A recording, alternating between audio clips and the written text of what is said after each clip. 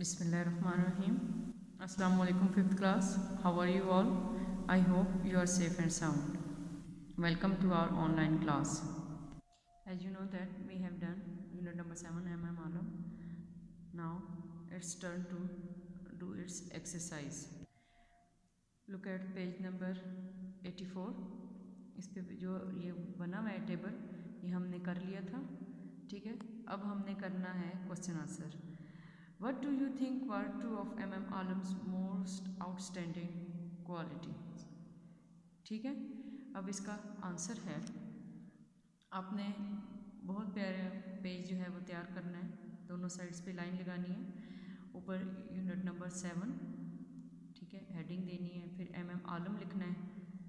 Exercise answer this question ऊपर लिख के क्वेश्चन नंबर 1 लिखना है. उसका आंसर है, he graduated as a pilot officer on 2 October 1953. He took command of number 11 squadron in the Pakistan Air Force. It had the distinction of being the first PF squadron to use jet fighters.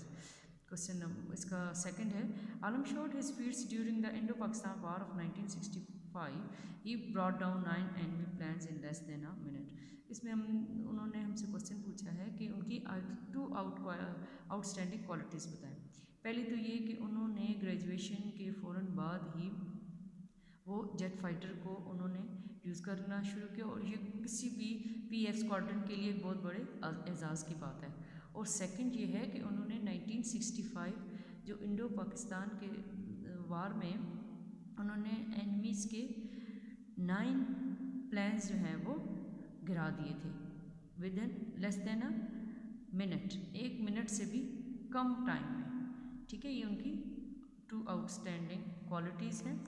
और next question is, what are the qualities of a good soldier must possess. कि एक अच्छे सिपाही में कौन सी खुसूसियात होनी चाहिए. इसका आंसर है, the first and the most important quality of a soldier, सबसे अहम जो है वो क्या क्वालिटी होनी चाहिए. ही मस्ट बी ब्रेव, उसको बहादुर होना चाहिए. He should be confident, discipline and punctual, उसे कॉन्फिडेंट होना चाहिए, डिसिप्लिन होना चाहिए और पंक्चुअल होना चाहिए. He has to be loyal to his country. फिर नेक्स्ट है, he has to be willing to sacrifice when the need arises. उसे अपने मुल्क से वफादार तो होना ही चाहिए, लेकिन उसके अंदर ये एबिलिटी भी होनी चाहिए, उसके अंदर इतनी बहादुरी होनी चाहिए कि अगर मुल्क पे कोई आंच आए या मुल्क पे कोई परेशानी आए तो अपने आप को पेश करने के लिए बिल्कुल तैयार हो. ये नहीं कि वो भाग जाए या डरे.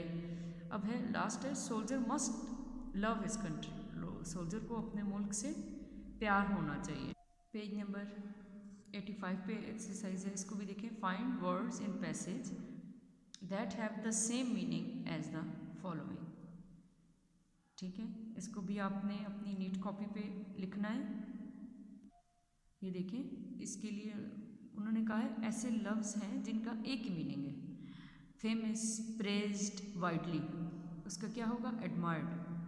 बी है something that is surprising, difficult to believe, ऐसी चीज़ जिस पर यकीन करना बहुत मुश्किल हो, यानी बहुत सरप्राइजिंग हो, हैरान कन हो, उसको क्या कहेंगे, इनक्रेडिबल. अब सी है something that is extra ordinary, very special, जो बहुत गैर मामूली हो, बहुत ख़ास हो, उसको हम क्या कहेंगे, एक्सेप्शनल. अभी डी है time, somebody spends in the arm forces, एक शख्स जो अपना वक्त जो है वो आर्म फोर्सेस में गुजारता है, वो क्या कहलाता है, उसको क्या कहेंगे, मिलिट्री, फौज. ठीक है, अभी ई है to leave a job after a certain age, एक ख़ास उम्र के बाद जॉब को बंदा छोड़ देता है तो क्या होती है, वो रिटायरमेंट होती है. ये हमारा यूनिट नंबर 7 था MM आलम. अब हम इसी 7 का ही, यूनिट 7 का ही आगे हम एक लेसन करेंगे. पोएम है, सॉरी, पोएम है वार.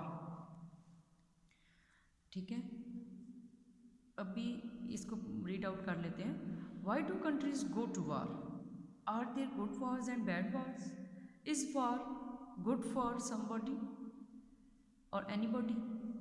अब कहता है कि जंगें, ममालिक आपस में जंगें क्यों लड़ते हैं, क्या ये अच्छी होती हैं, क्या जंगें अच्छी होती हैं, अच्छे के लिए, अच्छे काम के लिए लड़ी जाती हैं या बुरी होती हैं. इससे किसी को क्या फ़ायदा है, क्या इन जंगों से किसी को कोई फ़ायदा होता है। अभी ये पोएम है, इसका पोइट जो है वो एनोनिमस यानी कोई नहीं, मालूम नहीं कि ये पोएम किसने लिखी है। ठीक है, जो शायर का नाम नहीं होता ना, मतलब उसके शायर के नाम का पता ना हो तो उसके नीचे हम पोएम के नीचे लिखते हैं एनोनिमस। अब इस पोएम को हम पढ़ते हैं। War, what is it good for, lifeless bodies as far as the eye can see. War, what is it good for, manipulation, third rate propaganda and fanaticism. War, what is it good for, shattered dreams, despair and trauma. War, what is it good for, victory, but with all we have lost, have we really won. ठीक है, इसमें वो कहता है कि war, what is it good for, जंग, क्या इसमें कोई अच्छी बात है, इसका नतीजा क्या होता है। Lifeless bodies as far as the eye can see, कि हमें जगह जगह मुर्दे ही नज़र आते हैं, मरे हुए लोग ही नज़र आते हैं जहाँ तक हम देख सकते हैं। ठीक है, जंग के नतीजे में ये आपको पिक्चर में भी नज़र आया है। देखिए ये लोग जो हैं वो मरे हुए हमें नज़र आ रहे हैं। कहते हैं कि जंगों का नतीजा क्या है, बहुत ज़्यादा लोग जो हैं वो हमें इर्द गिर्द मुर्दा नज़र आते हैं। फिर वो पूछते हैं what is it good for, क्या ये अच्छी चीज़ है war. Manipulation, third rate propaganda and fanaticism. War किस लिए, मतलब आपस में साजबाज करने के लिए, गलत बातें फैलाने के लिए, प्रोपेगेंडा करने के लिए, और मुतहस्सब, मतलब अब ये इंडिया क्यों है इस मतलब जंग की ख्वाहिश करता है। वो हर वक्त दूसरे ममालिक को, एक पाकिस्तान ही नहीं बाकी भी, मतलब इर्द गिर्द और भी ममालिक के साथ उसकी जो है वो नहीं बनती। वो उनको नीचे करने के लिए, अपना होल्ड हर जगह पे रखने के लिए वो वार चाहता है, मुल्क के अंदर प्रोपेगेंडा करने के लिए। फनेटिकिज्म ये मुतहस्सिब होना, बहुत ज़्यादा पोजेसिव हो जाना, अपनी ही ज़ात को अच्छा समझना, अपने ही मज़हब को, अपनी ही पार्टी को, जिस पार्टी से वो ताल्लुक़ रखता हो, सियासी पार्टी है जो भी है, मजहबी है, उस पार्टी को अच्छा समझना, अपने लीडरशिप को अच्छा समझना। ठीक है, मतलब ये फनेटिकिज्म। कहते हैं कि war, what is it good for, manipulation, third rate propaganda and fanaticism. War, क्या ये जंगें अच्छी हैं, या इसलिए जंगें की जाती हैं कि सब मतलब ममालिक आपस में साजबाज करें, एक दूसरे को नीचा दिखाने के लिए प्लानिंग करते हैं। ये थर्ड रेट यानी कि सबसे गलत किस्म का और थर्ड रेट प्रोपेगेंडा है। ठीक है, और क्या है, what is it good for, क्या ये जंग अच्छी है। शटर्ड ड्रीम्स, इसका नतीजा क्या होता है कि जिन लोगों ने अच्छे ख्वाब देखे हुए होते हैं, एक मुल्क को मुस्तहकम देखना चाहते हैं, अपने घर वालों को, अपनी फैमिलीज़ को सपोर्ट करना चाहते हैं, फिर उनके क्या होते हैं, इस वार के नतीजे में बहुत सारे लोग अफेक्ट हो जाते हैं। ठीक है, shattered dreams, despair and trauma. अब क्या, मायूसी फैल जाती है। अभी देखें, अगर हम कश्मीर में देखें, इराक़ में देखें, फ़लस्तीन में देखें, ये लोग अभी क्या है, अंदरून खाने जंगी और मतलब बाहर के ममालिक भी वहाँ पे दखल अंदाजियाँ करके उस मुल्क को डिस्टर्ब कर रहे हैं। अब वहाँ के लोग क्या हैं, वार की वजह से फेडअप हो गए। ठीक है, वो अमन चाहते हैं। अभी क्या है, उनका कोई फ्यूचर नहीं है।